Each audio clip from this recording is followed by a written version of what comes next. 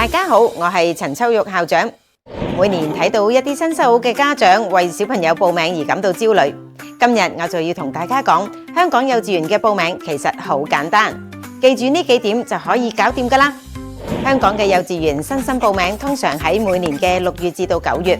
如果準備喺明年9月入讀幼兒班，咁今年嘅6月就要開始準備報名啦。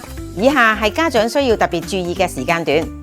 幼稚園一般會喺9至到10月舉行校園開放日，家長可以帶住準備入讀嘅小朋友去到開放日去玩下、睇下、參加各項嘅小遊戲。學校喺11月初就會進行面試，去到11月底之前就會發出取錄通知書。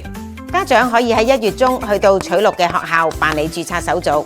入學報名一般有以下嘅方式，一種係網上報名，家長亦都可以親身去到學校報名。無論你用任何嘅方式報名，都需要為小朋友準備近照、出生證明書、回郵信封同埋報名費等等。如果家長或者哥哥姐姐係報名學校嘅校友，就需要準備證明文件啦。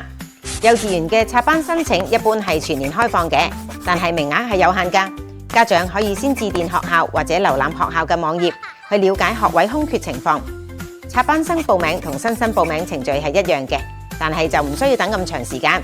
只要小朋友面試表現理想，學校最快可以喺家長備妥所有材料，即係入學嘅註冊證、購買書包、買書簿同埋校服等等，就可以安排小朋友入學啦。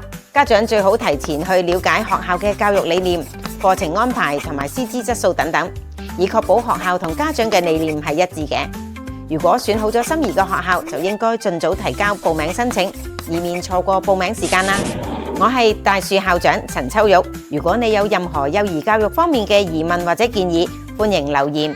記得唔好忘記點讚同埋分享，讓我哋一齊為每一棵小樹苗嘅成長加油努力。